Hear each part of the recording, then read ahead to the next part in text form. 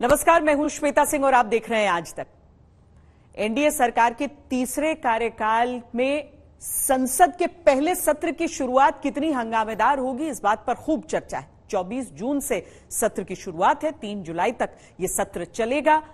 सरकार इसकी तैयारियों में जुटी है कि सुचारू रूप से यह चले, लेकिन 10 साल बाद मजबूत स्थिति में पहुंच चुका विपक्ष सत्र के शुरू होने के पहले ही सरकार पर जबरदस्त तरीके से हमलावर है। माननीय सदस्यगण, आज हमारे देश के लोकतंत्र इतिहास का एक अत्यंत महत्वपूर्ण दिन है, जब हम संसद भवन में लोकसभा की पहली बैठक आरंभ कर रहे हैं।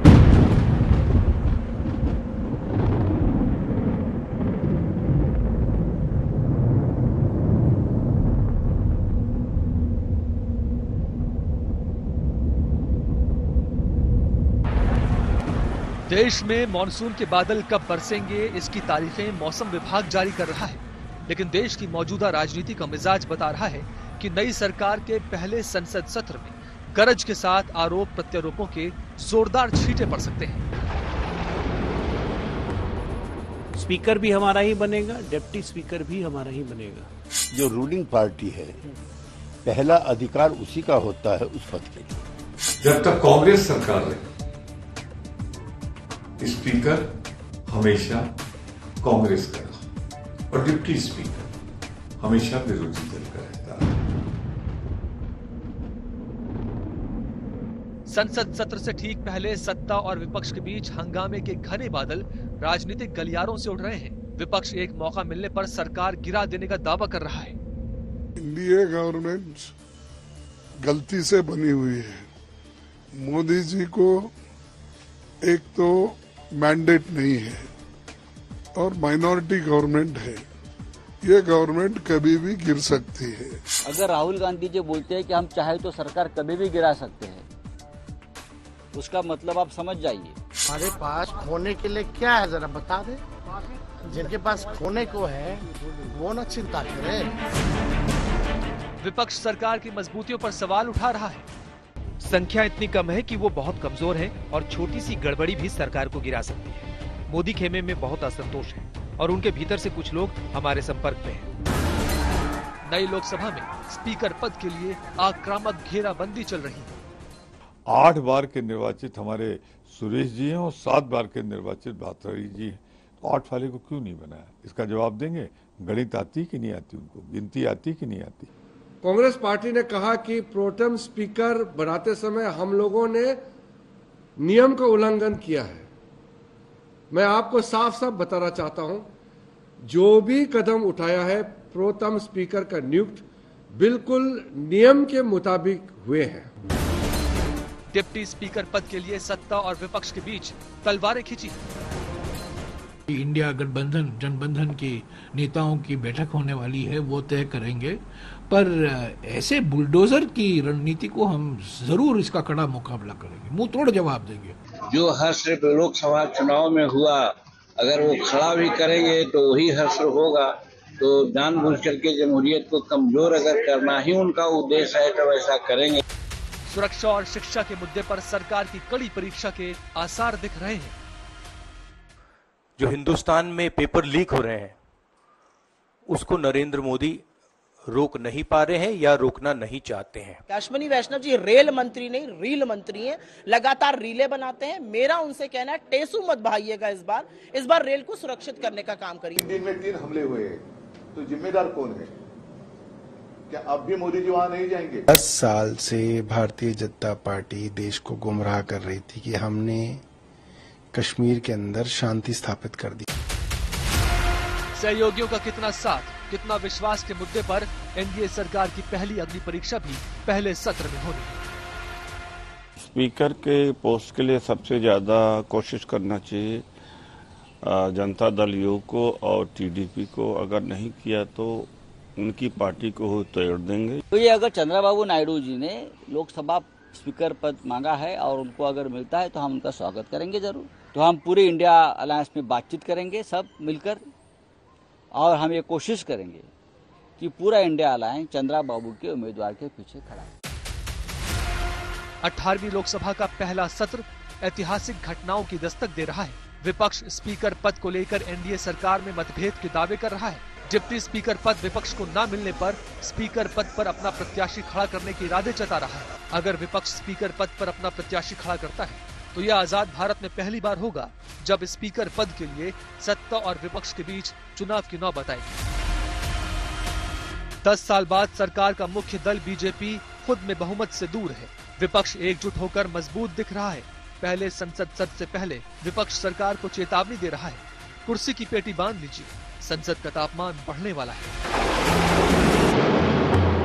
चुनावी नतीजे आने के बाद से ही विपक्ष ने लगातार ये साफ किया है, स्पष्ट किया है, इस बात पर जोर दिया है कि संसद के बाहर हो या संसद के भीतर अलग अलग मुद्दों पर सरकार पर दबाव बनाया जाएगा।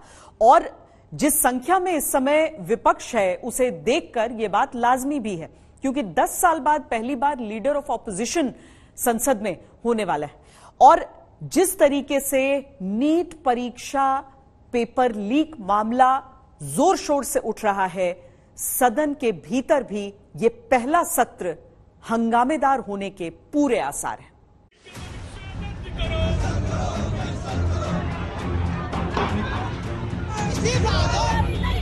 जो डिजर्विंग बच्चे उनको उनकी डिजर्विंग सीट मिलेगी। पूरा 1 साल घर नहीं जाते, उसके बाद फिर जब रिजल्ट आने के बाद हम लोग को रोड पे जाना पड़ता है अपने हक के लिए।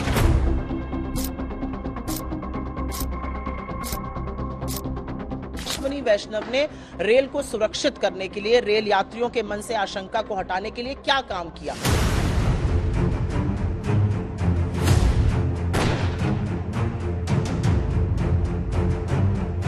रियासी में एक आतंकी हमला हो रहा था जिसमें 9 तीर्थयात्री मारे गए।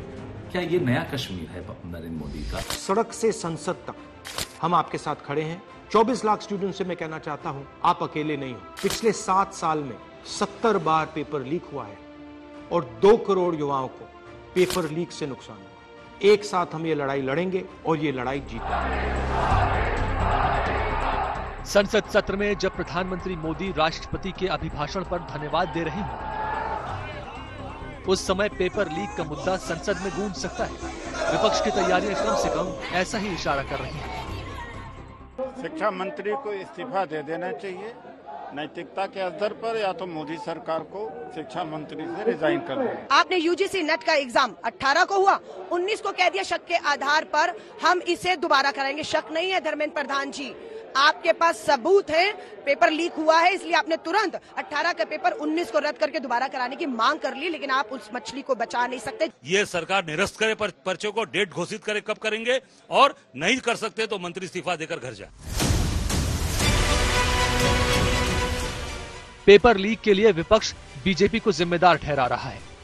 पहले नीट पेपर लीक और फिर परीक्षा के अगले दिन ही यूजीसी नेट की परीक्षा का रद्द हो जाना मोदी सरकार के लिए बड़ा सरदर्द है और विपक्ष के लिए सरकार पर हमले का बड़ा मौका।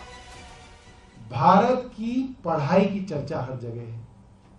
आप सोचिए कितना बड़ा आघात देश की पूरी शिक्षा व्यवस्था के ऊपर इस सरकार ने किया है। ये माफ करने योग्य नहीं है।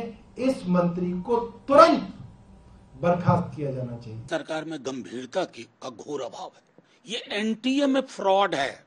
मैं बार बार कह रहा हूं, इस फ्रॉड को फेंकने की जरूरत है, डिसमेंटल करने की जरूरत है।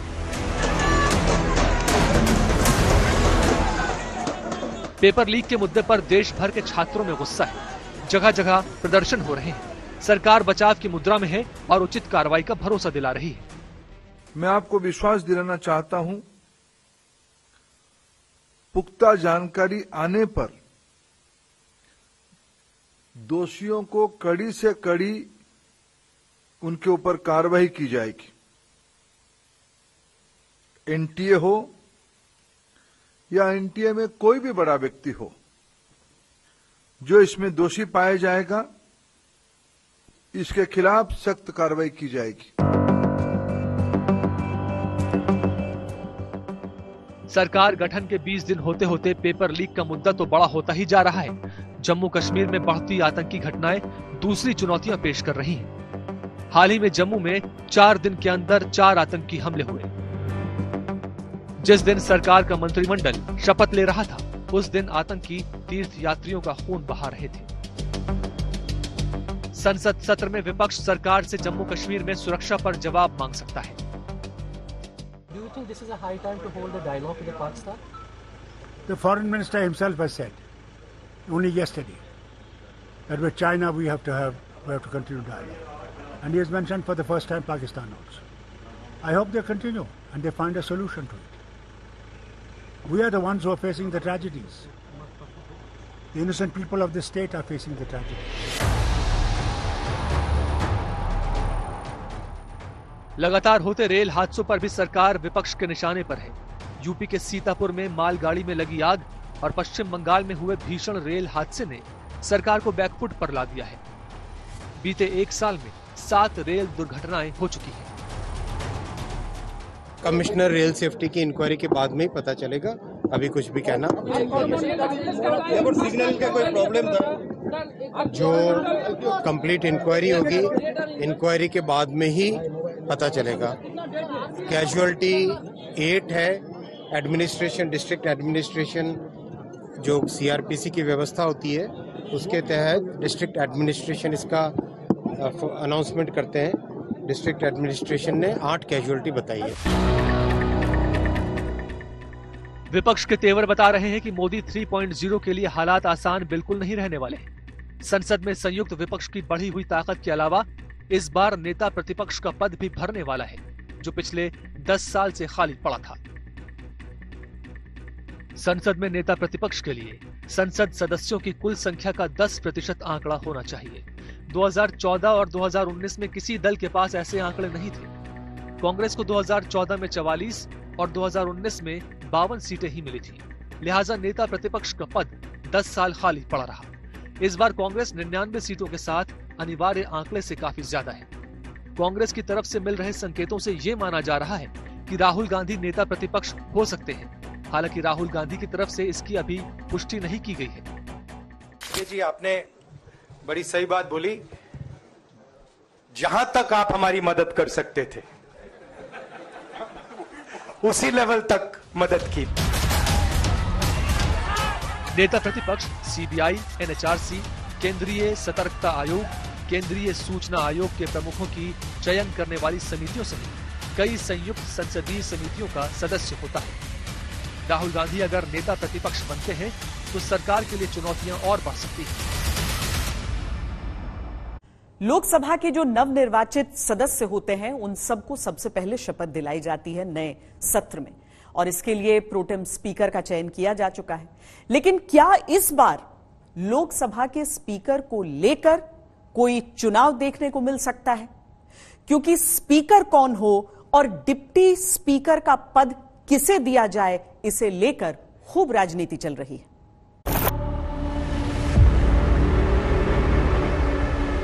लोकसभा स्पीकर की लड़ाई बहुत महत्वपूर्ण लड़ाई है। अब वो 2019 और 2014 वाली स्थिति संसद में नहीं है। मुझे लगता है कि टीडीपी स्पीकर की पोस्ट पर अड़े। कार्यकाल किसका 7 बार बड़ी संख्या होती है या 8 बार बड़ी होती है? तो जो आप बना रहे हो मुश्किल से 2-3 दिन 4 दिन चलेगा। माननीय अध्यक्ष जी,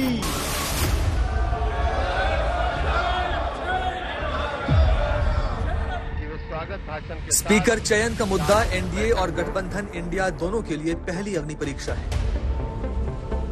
स्पीकर चयन के जरिए पहले तो एनडीए में यह तय होगा कि सहयोगी कितनी मजबूती के साथ हैं, सहयोगी दलों के बीच आपसी सामंजस्य कितना है, सरकार के अंदर कितनी एकजुटता है। कांग्रेस पार्टी ने प्रोटेम स्पीकर को लेकर के जो मुद्दा बनाया और इतना गलत हरकत कांग्रेस पार्टी कर रहे हैं। महामहिम राष्ट्रपति जी ने बहुत सीनियर सांसद हैं, उनको मेहताब साहब को नियुक्त किया है। चुपचाप कांग्रेस जाकर वहां शपथ ले। अपोजिशन या बाकी लोगों का काम कहने का है, वो कहेंगे, वो कहते रहें। सरकार ने अपना काम करना है, वो करेगी। दूसरी तरफ स्पीकर का मुद्दा विपक्षी गठबंधन के लिए भी पहली अग्नि परीक्षा के तौर पर देखा जाएगा। इससे यह तय होगा कि एनडीए सरकार में सहयोगियों के बीच खटपट को लेकर विपक्षी गठबंधन के दावों में कितना दम है? विपक्षी गठबंधन के सरकार गिराने के दावे कितने मजबूत हैं? विपक्षी गठबंधन स्पीकर के मुद्दे पर जेडीयू और टीडीपी में बगावत की चिंगारियां ढूंढ रहा है। हालांकि जेडीयू और टीडीपी दोनों स्पीकर के मुद्दे पर बीजेपी के फैसले पर अपनी पूर्ण सहमति दे चुके हैं, जो विपक्षी गठबंधन की उम्मीदों के लिए किसी झटके से कम नहीं। स्पीकर का पद सदन का सबसे ज्यादा मर्यादित पद होता है और जो रूलिंग पार्टी है पहला अधिकार उसी का होता है उस पद के लिए। तो जो इंडी गठबंधन की जो मांग है या जो उनके बयान हैं वो आपत्तिजनक है। भारतीय जनता पार्टी या एनडीए गठबंधन का पहला हक उस पद पर है और हमारी पार्टी का मानना है कि भारतीय जनता पार्टी गठबंधन की बड़ी पार्टी है, वो उसका अधिकार पहले है, इसलिए इस पर की गई कवायद बेकार है। एनडीए सरकार के लिए सहयोगियों की सहमति के बावजूद स्पीकर का चयन आसान नहीं होता दिख रहा, क्योंकि विपक्ष डिप्टी स्पीकर का पद मांग रहा है। डिप्टी स्पीकर का पद न मिलने पर स्पीकर पद के लिए अपना प्रत्याशी खड़ा करने का ऐलान कर चुका है। परंपरा के अनुसार सबसे वरिष्ठ सांसद नियुक्त किए जाते हैं। 18वीं लोकसभा में 2 ऐसे सांसद हैं जिनका 8 टर्म हो चुका होगा। एक तो कोडिकुनिल सुरेश हैं कांग्रेस के, जो ये 8वां टर्म है, और दूसरा वीरेंद्र कुमार जी जिनका भी 8वां टर्म है। इस बार देखिए कोडिकुनिल सुरेश का टर्न बनता है, उनकी बारी आती है, 8 टर्म है, 8वां टर्म है, पर उनको नहीं नियुक्त किया जाता है। और भर्तृहरि महताब को, जिसका 7वां टर्म है, 6 टर्म उनका बीजेडी का है और अभी 7वां टर्म बीजेपी का है, उनको नियुक्त किया जाता है। तो इसके मुझे समझ में नहीं आता। अब संसद सत्र में स्पीकर पद के लिए चेहरा किसका है, इस पर काफी कुछ निर्भर करेगा।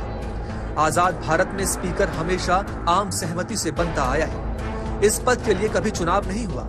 इस बार डिप्टी स्पीकर के लिए सत्ता और विपक्ष की लड़ाई के चलते संसद नई परंपरा को जन्म लेते देख सकती है। स्पीकर पद को लेकर एनडीए और विपक्षी गठबंधन में इतनी तनातनी क्यों है? इसका जवाब स्पीकर को मिलने वाली शक्तियों में शामिल है। स्पीकर सदन का सबसे शक्तिशाली नेता होता है, जिसके आदेश का पालन प्रधानमंत्री भी करते हैं। सदन में स्पीकर का फैसला ही आखिरी फैसला होता है।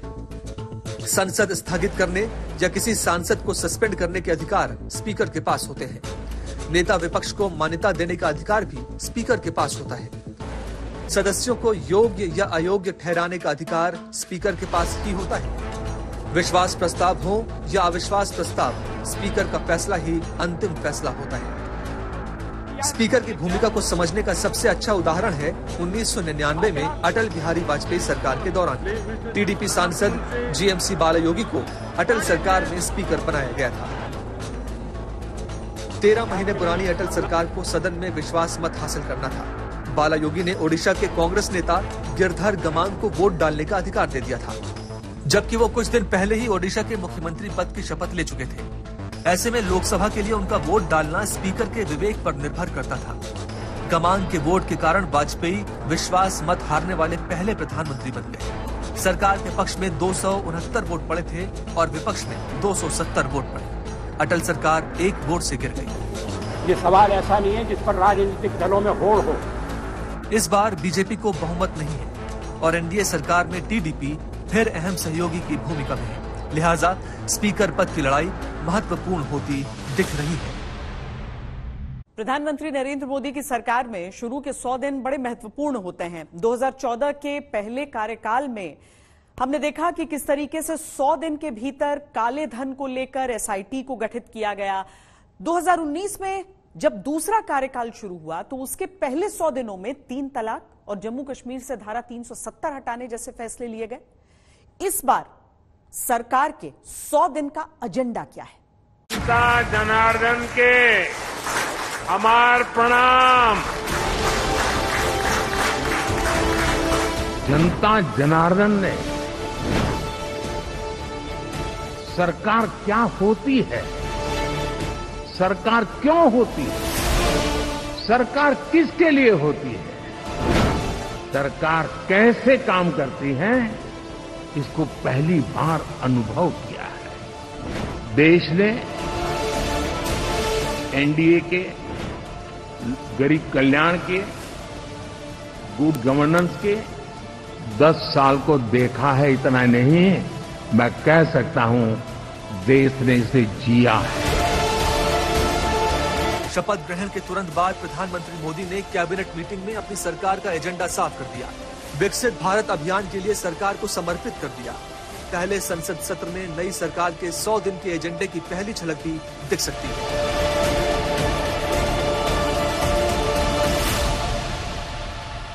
2014 में मैंने 100 दिन के लिए सोचा, 5 साल के लिए मेरे पास मैनिफेस्टो था। 2019 में मैंने ये भी देखा, साथ साथ में मैंने ग्लोबल चित्र की तरफ भी थोड़ा ध्यान आकर्षित किया मेरा। 2024 में मेरी सोच थोड़ी लंबी है। मैं पिछले 5 साल से काम कर रहा हूं 2047 पे, और ये 5 साल से काम चल रहा है। देश के शायद 20 लाख से ज्यादा तो मैं कह सकता हूं जिनसे मैंने इनपुट लिए हैं, और मैं उनके आधार पर 47 का एक विजन डॉक्यूमेंट बनाया। शपथ लेने के बाद पहला फैसला किसानों को किसान सम्मान निधि की 17वीं किश्त जारी करने का और 3 करोड़ गरीबों को घर देने का लिया। जब काशी पहुंचे तो किसान सम्मान निधि के 20,000 करोड़ खातों में ट्रांसफर कर दिए। प्रधानमंत्री मोदी ने अपने मंत्रिमंडल के सामने 100 दिन के काम का पहला लक्ष्य रखा है। मैं जब 100 दिन का सोच रहा था, अभी मैं 125 दिन पर सोचने के लिए मैं मजबूर हो गया हूं, और मैं उत्साहित भी हो गया हूं कि मैं अब 125 दिन पर काम करना चाहता हूं। 100 दिन का मैंने प्लान कर लिया है। मैं 25 दिन और जोड़ना चाहता हूं, और उसमें प्योरली मैं यूथ को चाहता हूं। आप मुझे आइडिया दीजिए, आप मुझे अपनी प्रायोरिटी बताइए। तो मैं 25 दिन टोटली डेडिकेट करना चाहता हूं मेरे देश के युवाओं को। अपने दूसरे कार्यकाल के अंतिम दिनों में, यानी कि जब चुनाव शुरू भी नहीं हुए थे, तब 23 फरवरी 2024 को प्रधानमंत्री मोदी ने अपने मंत्रियों से अगले 5 साल का रोड मैप और 100 दिनों का एक्शन प्लान मांगा था। एक्शन प्लान लागू करने के लिए टॉप सेक्रेटरीज की 10 कमेटी बनाई गई। सभी मंत्रालयों को शामिल कर रिपोर्ट मांगी गई। राज्य सरकारों से भी सलाह ली गई। कारोबारियों, सिविल सोसाइटी और युवाओं से सुझाव मांगे। इसके लिए 2700 से अधिक मीटिंग्स की गई। 20 लाख लोगों से सुझाव मांगे गए। इन सारी रिपोर्ट्स के निचोड़ से एक्शन प्लान का रोड मैप बना। मंत्रिपरिषद की आखिरी मीटिंग में 100 दिन के एजेंडे पर चर्चा हुई थी। इसका प्रेजेंटेशन भी दिया गया। कई मंत्रालयों के सेक्रेटरी, सीनियर अफसर, कैबिनेट सेक्रेटरी, प्रधानमंत्री के प्रधान सचिव और नीति आयोग के साथ मीटिंग की। नई सरकार के मंत्रियों ने भी प्रधानमंत्री मोदी के एजेंडे के मुताबिक अपनी प्राथमिकताएं बताई हैं। गृह मंत्री अमित शाह की प्राथमिकता राष्ट्र सुरक्षा के अलावा आतंकवाद, उग्रवाद और नक्सलवाद से निपटने की रही। रक्षा मंत्री राजनाथ सिंह सीमा सुरक्षा को अपनी सर्वोच्च प्राथमिकता बता चुके हैं। हथियारों के क्षेत्र में मेक इन इंडिया को और आगे ले जाने की जिम्मेदारी भी उसी प्राथमिकता में शामिल है। वित्त मंत्री निर्मला सीतारमण कह चुकी हैं कि 2014 से जारी आर्थिक सुधार जारी रहेंगे। जुलाई महीने में पूर्ण बजट भी लाना है। इसमें भी सरकार की प्राथमिकताएं शामिल रहेंगी। विदेश मंत्री एस जयशंकर के सामने भारत की विदेश नीति को नई ऊंचाइयों पर ले जाने का काम रहेगा। चीन, पाकिस्तान जैसे पड़ोसियों से निपटने का लक्ष्य भी। नितिन गडकरी की प्राथमिकता देश के बुनियादी ढांचे का विकास रहेगा। कृषि मंत्री शिवराज सिंह चौहान को कृषि कल्याण के पीएम मोदी के सपने पूरे करने होंगे। प्रधानमंत्री जी ने जो 100 डेज का एक हमको टास्क दिया है, उसको हमको पूरा करना है। जो हमारे पहले प्रायोरिटीज थी वही आगे भी हमारी प्रायोरिटीज रहेंगी, और भारत की अभेद्य सुरक्षा और साथ ही साथ भारत की अजेय सेना और हमारे सैनिकों का कल्याण, ये हमारी प्रायोरिटीज में विशेष रूप से शामिल है। दुनिया हम पर विश्वास करती है और हमारी जिम्मेदारियां भी बढ़ रही हैं, तो हमें विश्वास है कि मोदी जी के नेतृत्व में भारत की जो पहचान जो है दुनिया में वो बढ़ेगी जरूर। रेलवे मंत्रालय में वंदे भारत के अलावा वंदे भारत स्लीपर और वंदे भारत मेट्रो, सड़क परिवहन मंत्रालय में एक्सप्रेसवे व रोपवे, कृषि मंत्रालय में ड्रोन दीदी योजना, एग्री इंफ्रा फंड को बढ़ाना जैसे प्रोजेक्ट भी 100 दिन के एजेंडे में शामिल है। बेरोजगारी के मुद्दे पर बड़े फैसले लेना और एक्सपोर्ट बढ़ाने की नीतियों पर भी काम करना है। 10 साल में जो माइक्रो फाइनेंस हुआ है, इस माइक्रो फाइनेंस के कारण जो रोजगार उपलब्ध हुआ है, क्या उसको आप रोजगार नहीं मानेंगे? अब मुझे कोई बताएं कि पहले अगर 100 किलोमीटर रोड बनता था, आज अगर 200 किलोमीटर बनता है, तो मैन पावर लगा होगा कि नहीं लगा होगा, या तो पर्सन पावर लगा होगा कि नहीं लगा होगा? पहले इलेक्ट्रिफिकेशन इतना होता था, आज इतना होता है। पहले इतने एयरपोर्ट थे, आज इतने एयरपोर्ट बने हैं। 4 करोड़ गरीबों के घर बने हैं, 11 करोड़ टॉयलेट बने हैं। 5G दुनिया में सबसे तेज गति से रोल आउट हुआ। इसके लिए इंफ्रास्ट्रक्चर लगता है 6-7 साल में। 6 करोड़ नए जॉब, ये आपको ऑन रिकॉर्ड मिल रहे हैं। प्रधानमंत्री मोदी शपथ लेने से पहले ही ये साफ कर चुके थे कि उनकी सरकार पहले की तरह बड़े और कड़े फैसले लेती रहेगी और सहयोगियों की मदद से आगे बढ़ती रहेगी। संसद सत्र देश के सामने नई सरकार के काम का खाका खींचने का भी अवसर होगा। संसद सत्र की शुरुआत होगी तो ये गुंजाइश बताई जा रही है कि बहुत हंगामेदार होगा ये सत्र, क्योंकि मजबूत संख्या बल के आधार पर विपक्ष अपनी उपस्थिति दर्ज कराने के लिए सरकार को कई मुद्दों पर घेर सकता है। जब अग्निवीर योजना आई तो एक बड़े तबके में असंतोष था। मेरा ऐसा भी मानना, उनके परिवारजनों ने भी चुनाव में विरोध जाहिर किया, लिहाजा इस पर नई तरीके से विचार विमर्श करने की आवश्यकता है।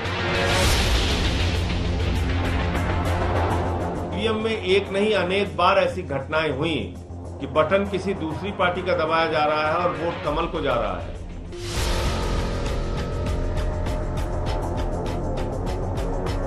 इस सरकार ने रोजगार के मुद्दे को एकदम नकारा है। संसद सत्र में राष्ट्रपति के अभिभाषण के बाद होने वाली चर्चा में संयुक्त विपक्ष सरकार के सामने कड़ी प्रश्नावली पेश करने के मूड में दिख रहा है। सरकारी पक्ष रचनात्मक बहस के साथ सहयोग की अपील कर रहा है।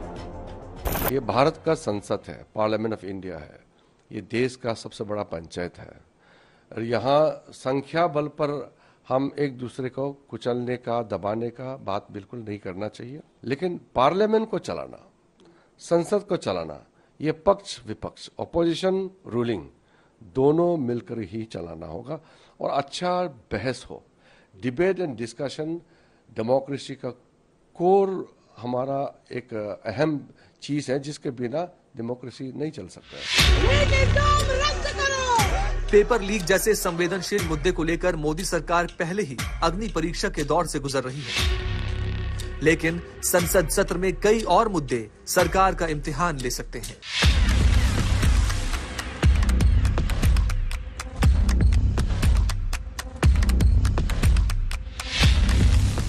समाजवादी पार्टी कभी भी अग्निवीर व्यवस्था को स्वीकार नहीं कर सकती है। पहले लाखों में नौकरी मिलती थी फौज की, इन्होंने हजारों में कर दी है। पुणे लाखों में भर्ती होनी चाहिए। हमारा पहला काम अग्निवीर योजना को फाड़ कर कूड़ेदान में फेंकने का होगा। 100 बच्चे अग्निवीर बनते हैं तो उसमें से 25% तो सीधा सेना में परमानेंट पोस्टिंग हो जाएगी। अब जो 75% बच्चे बचे हैं, युवा बचे हैं, इनके लिए भाजपा शासित सभी राज्य सरकारों ने अपनी पुलिस फोर्स में 10% से 20% रिजर्वेशन किया है।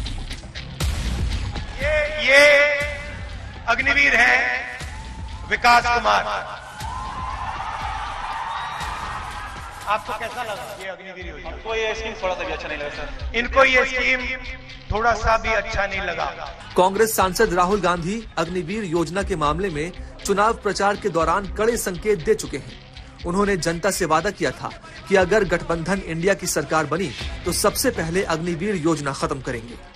और मैं आपको आश्वासन देना चाहता हूं और आपके माध्यम से हिंदुस्तान के हर एक जवान को, हर एक युवा को, हर एक अग्निवीर को, जैसे इंडिया गठबंधन की सरकार आएगी हम अग्निवीर योजना को फाड़ के कूड़ेदान में फेंक देंगे। सरकार में सहयोगी दलों के सुर भी इस मुद्दे पर अलग अलग सुनाई पड़ रहे थे। हालांकि तब सरकार का गठन नहीं हुआ था। अग्निवीर योजना को लेकर के मतदाताओं के एक हिस्से में नाराजगी रही है। हमारी पार्टी चाहती है कि विस्तार से उन कमियों खामियों को दूर किया जाए, जिसको लेकर के जनता ने सवाल उठाए। अग्निवीर के अलावा विपक्ष ईवीएम हैक के मुद्दे पर भी काफी मुखर है। देखिए, जब सुप्रीम कोर्ट के लोगों ने, पैनल ने भी कह दिया है, सब लोगों ने कहा है कि ईवीएम में किसी प्रकार की गड़बड़ी नहीं हुई है, तो फिर वो कहते हैं सिर्फ अपना मनोरंजन के लिए। भारत के लोकतंत्र की महिमा को खंडित करने का काम, उसे अपमानित करने का काम विपक्ष ने दौरान चुनाव भी किया, और जहां जहां चुनाव हारे वहां ईवीएम को दोषी ठहराया, और जहां चुनाव जीत गए ईवीएम पर चुप्पी साध ली। कम से कम 80 सीटें हैं देश भर में जो संदेह के घेरे में है, और अगर इसका सही ढंग से काउंटिंग हो जाएगी तो ये सरकार गिर जाएगी। देश में ऐसे कितने चुनाव क्षेत्र में इस प्रकार से जो 100 या 1000 के दायरे में हार जीत हुई है, वो सभी क्षेत्र में उस प्रकार से चुनाव के नतीजे अपने कब्जे में लेने की कोशिश हुई है।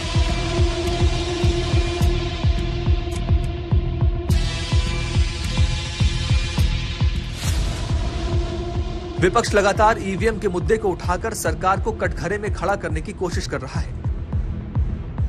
विपक्ष की मांग ईवीएम हटाकर बैलेट पेपर से चुनाव कराने की है। संसद सत्र में सरकार के सामने एक बार फिर ईवीएम का मुद्दा सुनाई दे सकता है।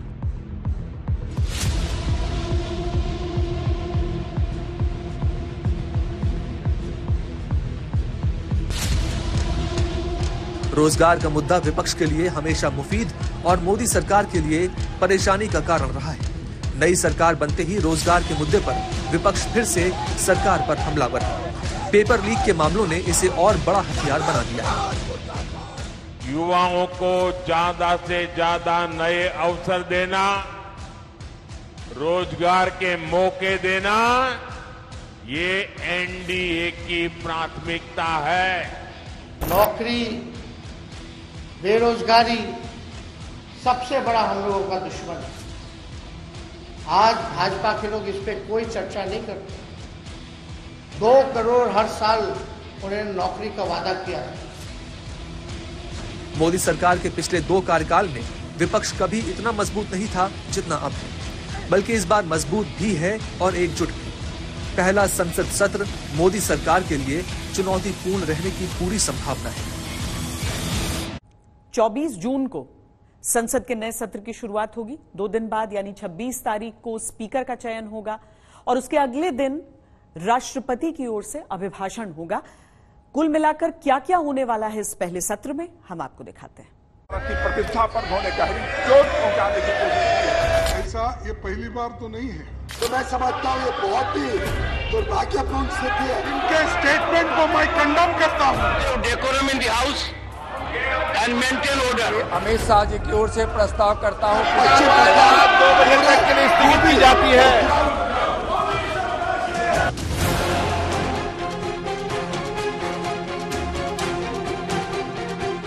24 जून से पहला संसद सत्र शुरू होगा और इसी में लोकसभा के स्थायी स्पीकर का चयन भी होना है। तब तक सारी कार्य व्यवस्था प्रोटेम स्पीकर को देखनी होती है। 18वीं लोकसभा के लिए राष्ट्रपति द्रौपदी मुर्मू ने 7 बार के बीजेपी सांसद भर्तृहरि महताब को ये जिम्मेदारी दी है। बहुत खुशी की बात है कि 7th टर्म होने के नाते मुझे प्रोटेम स्पीकर के हिसाब से चुना गया और ये एक रेस्पॉन्सिबिलिटी है तो जिसको निभाते हुए मुझे काफ़ी गर्व अनुभव करना पड़ता है। तो ये मेरे लिए काफ़ी सौभाग्य की बात है कि मुझे प्रोटेम स्पीकर चुना गया। विपक्ष भर्तृहरि के प्रोटेम स्पीकर चुने जाने को लेकर विरोध के मूड में है, लेकिन इसकी नियुक्ति का अधिकार राष्ट्रपति को होता है और महताब को उन्होंने ही प्रोटेम स्पीकर बनाया है। हम लोगों के बीच में सर्वसम्मति बन रही है। जहां तक जनता दल यू का प्रश्न है, वो किसी पद का दावेदार नहीं है। भारतीय जनता पार्टी द्वारा नामित जो भी उम्मीदवार है, हम उसका समर्थन करें। संसदीय लोकतंत्र मजबूत कैसे हो, ये जो पक्ष और विपक्ष को आप शत्रु की तरह प्रेजेंट करने का एक की परिपाटी चली है बीते 10 वर्षों में, उसका खात्मा कैसे होगा। ऐसे व्यक्ति का चयन जिसमें सबका भरोसा हो। 150 सांसद एक साथ निलंबित न कर दिए जाए। 24 जून से 26 जून तक प्रोटेम स्पीकर लोकसभा के सांसदों को शपथ दिलाएंगे। 26 जून को नए लोकसभा स्पीकर का चयन होगा और फिर संसद की आगे की कार्रवाई उन्हें सौंप दी जाएगी। नए और स्थायी स्पीकर की नियुक्ति के बाद राष्ट्रपति संसद के दोनों सदनों को संबोधित करेंगी। संसद के तय कार्यक्रम के अनुसार 27 जून को सुबह 11 बजे राष्ट्रपति संसद के दोनों सदनों को संबोधित करेंगी। राष्ट्रपति के अभिभाषण के बाद प्रधानमंत्री मोदी धन्यवाद भाषण देंगे और अपनी सरकार के मंत्रियों से सदन का परिचय कराएंगे। प्रधानमंत्री मोदी जब राष्ट्रपति के अभिभाषण के बाद धन्यवाद दे रहे होंगे, तब विपक्ष की तरफ से सरकार के सामने कई मुद्दे उठाए जा सकते हैं, जिसके चलते सदन में सरकार को तीखे सवालों का सामना करना पड़ सकता है। इस बार विपक्ष जो है वो नई ऊर्जा के साथ और नई बड़ी संख्या के साथ सदन में रहेगा। जिस तरीके से भाजपा के एक सांसद का रवैया रहा कोर्ट पर और उस पर कोई कार्रवाई नहीं हुई, या 146 सांसदों का निलंबन करके भारतीय न्याय संहिता का कानून पास करा लिया गया, ये सब इस पर पुनर्विचार करना चाहिए सरकार को। प्रधानमंत्री मोदी दोनों सदनों में राष्ट्रपति के अभिभाषण को धन्यवाद देंगे और चर्चा का जवाब भी उन्हें ही देना है। 27 जून से ही राज्यसभा का नया सत्र भी शुरू हो जाएगा, जो 3 जुलाई तक चलेगा। 16वीं और 17वीं लोकसभा से इस बार संसद की स्थिति अलग है। बीजेपी पूर्ण बहुमत में नहीं है और विपक्षी दलों के सांसदों की संख्या बढ़ी है, लेकिन जो नहीं बदला वो ये कि प्रधानमंत्री नरेंद्र मोदी ही हैं। संसद का पहला सत्र ये बता देगा कि आने वाले समय में सरकार के लिए कैसी परिस्थितियां रह सकती हैं। नए संसद भवन में नए संसद का सत्र जब होगा तो बहुत सारे नए कीर्तिमान भी सामने आएंगे। हम आपको कुछ ऐसे ही दिलचस्प आंकड़े दिखाते हैं। नए सांसदों के लिए संसद सदस्य बनना गौरव की बात है और मन में काफी उत्साह भी है, लेकिन कई ऐसे सांसद हैं जो लगातार कई वर्षों से सदन पहुंचते आ रहे हैं। 543 में से ये 280 सांसद ऐसे हैं जो पहली बार संसद पहुंच रहे हैं, 116 दूसरी बार, 74 तीसरी बार, 35 चौथी बार, 19 पांचवी बार, 10 छठी बार, 7 सातवीं बार और एक सांसद 8वीं बार लोकसभा के लिए चुने गए हैं। इनमें 16 ऐसे हैं जो पहले संसद के उच्च सदन यानी राज्यसभा के सदस्य रह चुके हैं, जबकि 262 पहले भी लोकसभा का हिस्सा रहे हैं। संसद में इस बार युवाओं का जोर भी बढ़ा है। 2019 में लोकसभा सांसदों की औसत आयु 59 वर्ष थी। 2024 में ये आयु 56 वर्ष है। 11% सांसद इस बार ऐसे हैं जिनकी उम्र 40 साल से कम है। डीएमके के टी.आर. बालू सबसे उम्र दराज सांसद हैं, उनकी उम्र 82 वर्ष है। महिलाओं के लिहाज से भी इस बार लोकसभा का आंकड़ा अलग दिखता है। इस बार चुनी गई 16% महिला सांसद 40 वर्ष से कम उम्र की हैं। 74 महिला प्रत्याशियों ने इस बार जीत हासिल की है। 2019 में 17वीं लोकसभा में ये संख्या 78 थी। पिछली लोकसभा ने महिला आरक्षण का जो कानून बनाया है उसके हिसाब से 33% यानी करीब 180 सीटें महिलाओं को मिलनी चाहिए, लेकिन फिलहाल 14% सीटें ही महिलाओं को मिल सकेंगी। हमारी इस खास पेशकश में अभी के लिए इतना ही। देश और दुनिया की बाकी खबरों के लिए देखते रहिए आज तक।